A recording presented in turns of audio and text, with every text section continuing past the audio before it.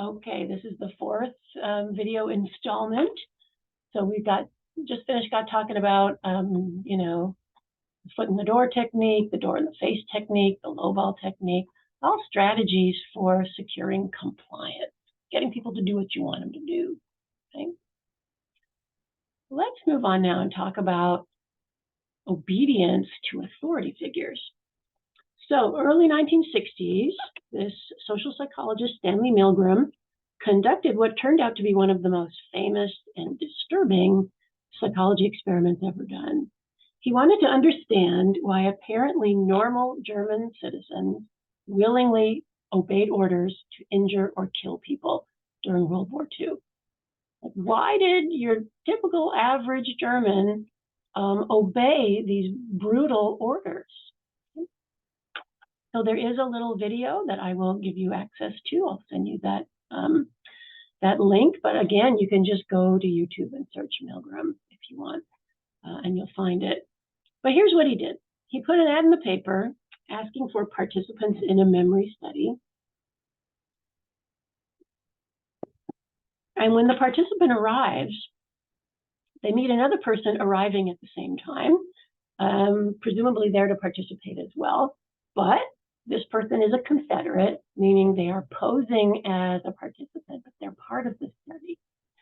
So the experimenter then assigns the two of them roles of teacher or learner in like a rigged draw. So it's always set up so that the real participant is going to be assigned the role of teacher, and the Confederate gets the role of learner. Okay, so that's a kind of a rigged draw. So then the learner gets strapped into a chair, and the teacher, the real participant, is watching this happen. And electrodes get placed on their arm. Okay, and again, the teacher's watching this happen. And then they kind of demonstrate that, yeah, these electrodes are real. And then the teacher sits before a shock generator in an adjacent room. So the teacher, this is the real participant here.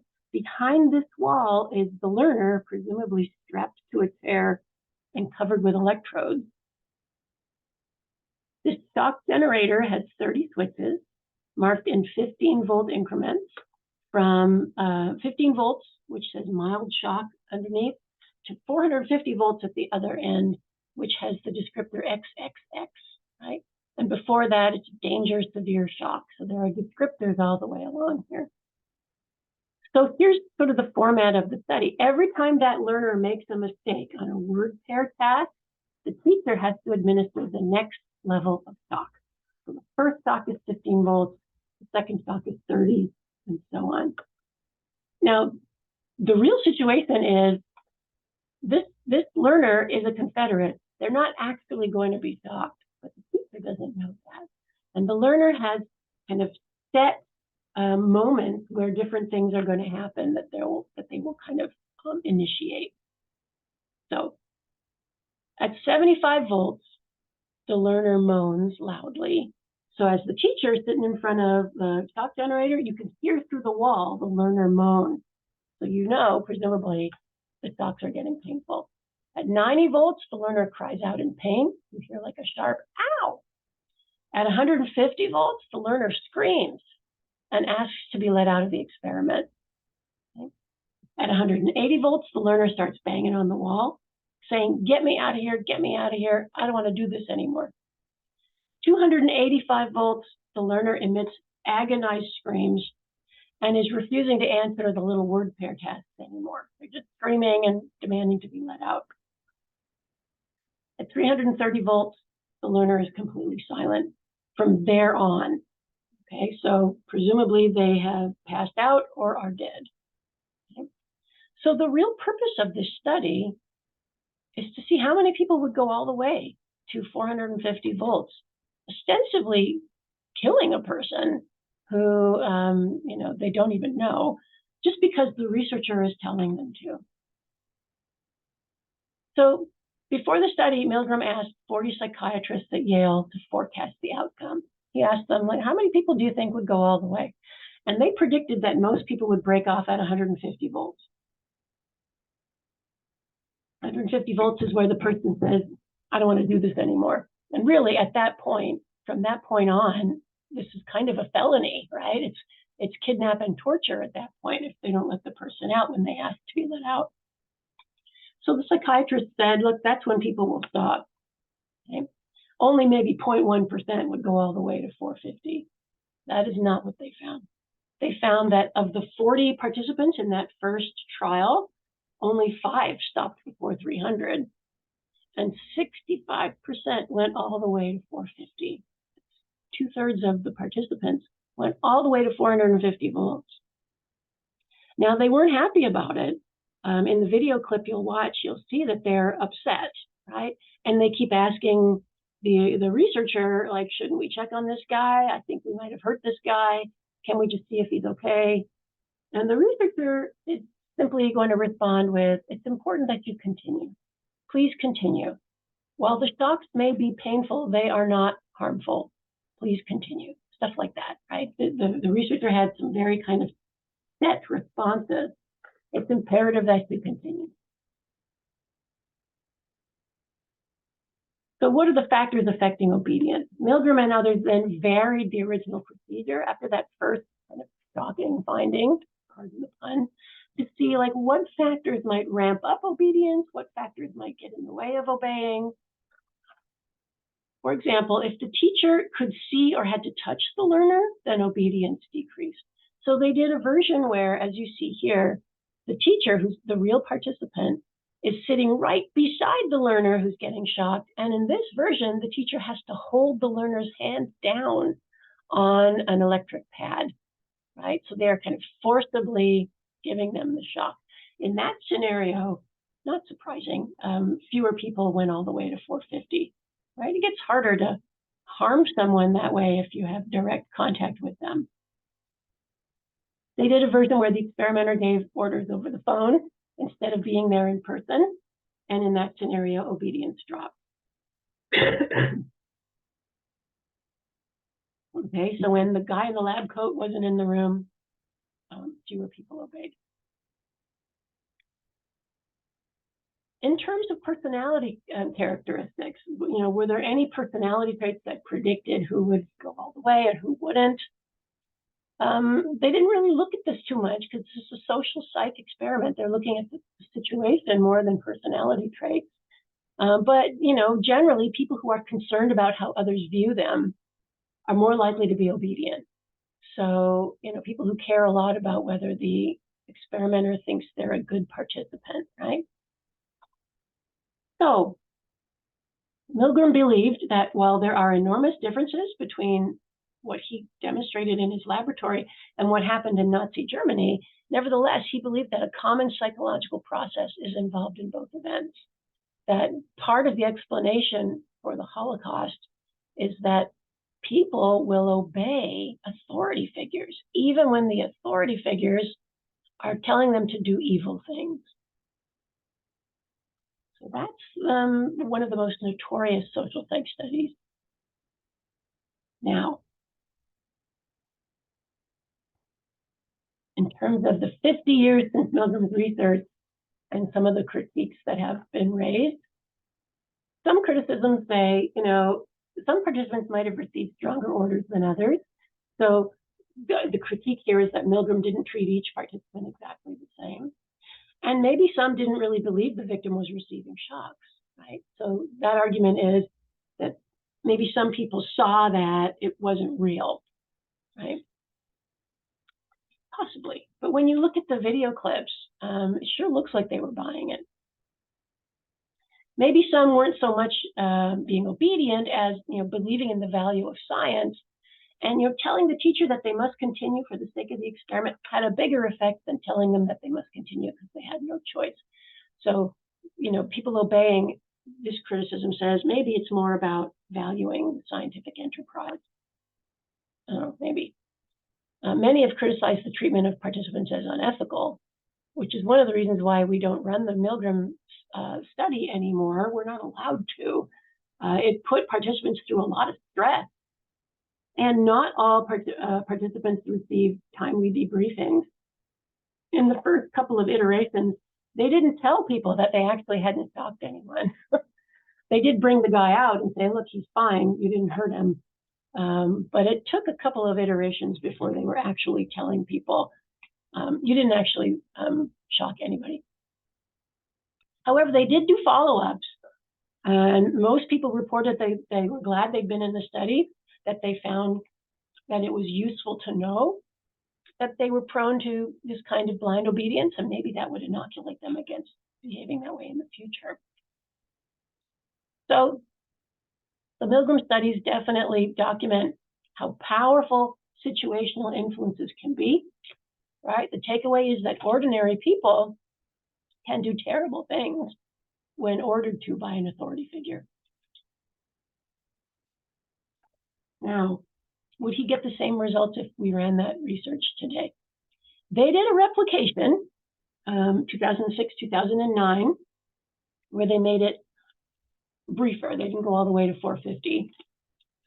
And they found that 70% of participants were obedient up to 150 volts, which is as far as they were allowed to take it.